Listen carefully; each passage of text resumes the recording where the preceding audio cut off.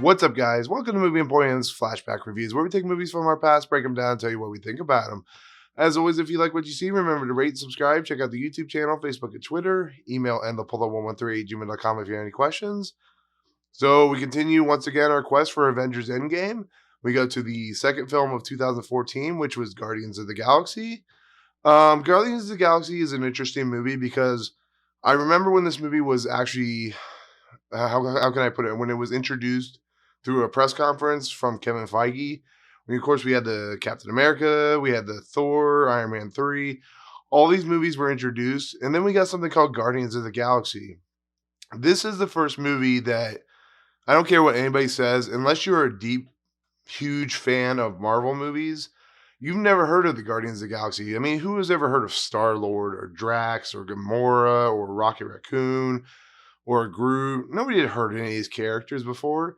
This was a property that was not only going to be unique for what it was doing, but was going to be unique for a new era of Marvel, a new era of comic book movies. Yeah, we had gotten our Iron Mans, yeah, we gotten our Thors, but what was Guardians of the Galaxy going to be, and how was it going to play out? I mean, look at the cast of characters for this movie. So they hired James Gunn to do this movie, and the only thing he had really done is he written a couple scripts for Scooby Doo. He written Dawn of the Dead, the remake that Zack Snyder did, and he had directed Slither. So you got to think, why would they hire somebody like this who is known for being part of the Trauma universe? He had done something like Romeo and Juliet to do something like this. And after seeing this movie, we kind of get a reason why, because this movie is unique, it's weird, it's a interstellar galactic travel type movie, it's a buddy comedy, and it has all these trappings of a James Gunn movie in the sense of just being what it is. And then you add in, the whole Marvel aspect. You have Thanos, you have the Power Stone, which is being introduced into this movie. And you're getting a movie that's, just a weird but fun type of movie. And it's a movie that introduces, like I said, to Chris Pratt, who's playing Star Lord. He's from Earth. He's been abducted by, Michael Rooker's character, his Ravagers.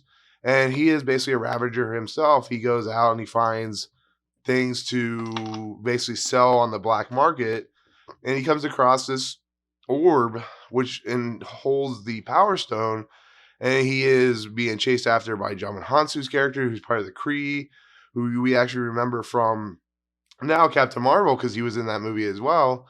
And of course, he's also being chased by Lee Pace's Ronan the Accuser, which was also in Captain Marvel. And they send out Gamora, who's played by Zoe Saldana, and she is technically not the daughter of Thanos, but she's considered the daughter of Thanos. Also, Karen Gilliam's in this. She plays Nebula. She's also a Thanos daughter. They're working for Ronan. They're basically going after the Infinity Stone. So this is like an early Infinity War style movie. And they land on Xandar, where Peter Quill is trying to sell off the Power Stone, even though he doesn't know it's an Infinity Stone. And in the process, he gets arrested, and we meet the characters of Rocket Raccoon, who's voiced by Bradley Cooper, and of course, I am Groot. Groot himself is voiced by weirdly Vin Diesel. But if you've ever seen Iron Giant, you kind of know what we're getting into. And along the way, they get involved with Drax, who's played by David Bautista from the WWE, which is really weird. But Drax ends up being like the standout character of this whole movie.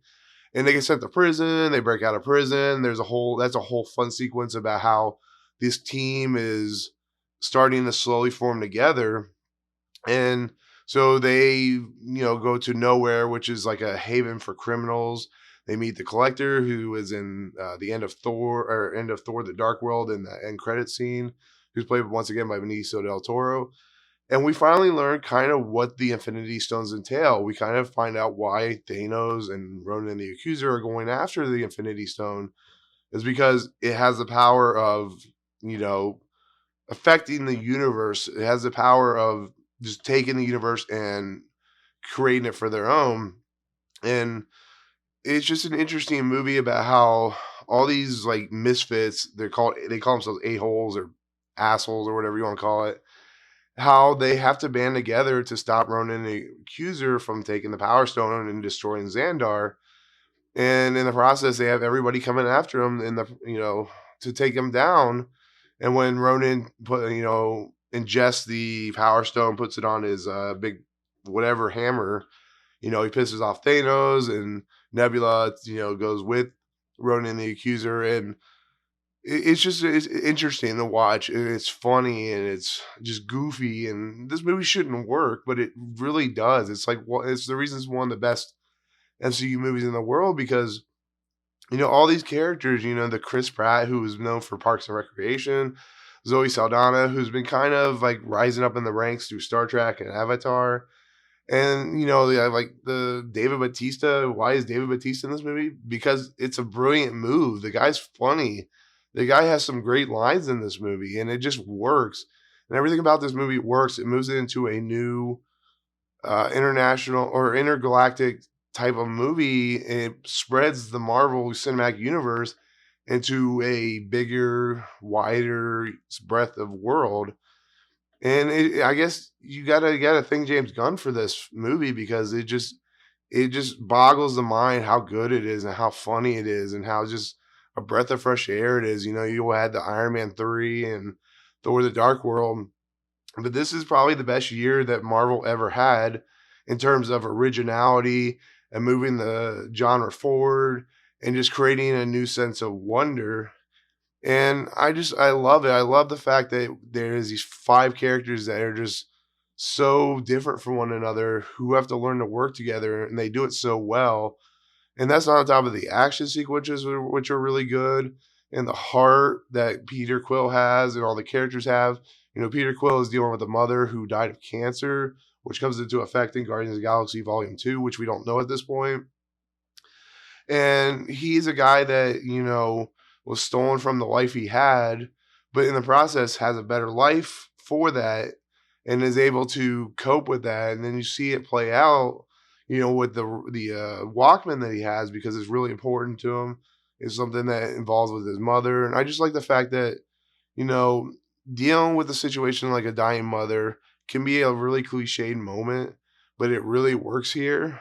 And it's the same thing with, the fact that Drax lost his family. Gamora doesn't have a family, which we find out in Infinity War why that is. Groot is kind of just a sidekick to Rocket, where Rocket has a weird, sad past because he's been experimented on. It just works on so many levels. And I haven't even gone into what Xandar. We have Glenn Close, who plays the leader of Xandar, and we have John C. Reilly, who's also in this movie. Peter Stefanovic is also in this movie as well. And it's too bad we don't ever get to see him again, because they don't really show up in any of the later movies. Maybe they'll show up in Endgame. I don't know.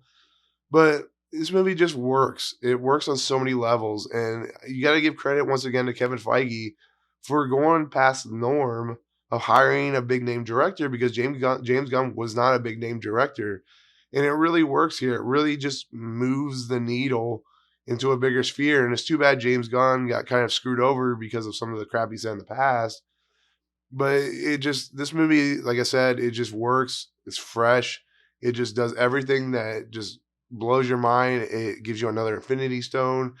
And even though the villain played by Lee Pace is not that great, the fact that we have Yondu, Michael Rooker's character, who's amazing in this, you have Sean Gunn, who plays his right-hand man, everything just works, even with some of the things that don't work. And that's what makes this movie why it is, and why it's in the top 5 for pretty much everyone who ever likes these movies. So it's definitely worth a watch. It's definitely worth a view. If you haven't seen it yet, definitely check it out. There's some great cameos between Stan Lee and Lloyd Kaufman, which are really fun. I think Rob Zombie's in here somewhere, but I think it's fun. I think it's a great movie. It's definitely worth your time. So, but there you go. That's my take on Guardians of the Galaxy. Hope you enjoyed. As always, if you like what you see, remember to rate, subscribe, check out the YouTube channel, Facebook, and Twitter. Email endlefulda113@gmail.com if you have any questions. So, of course, let me know what you think in the comments below of Guardians of the Galaxy. Is it one of your favorites? It's one of mine, in the MCU at least. But otherwise, we'll see you guys in the next video. Peace out.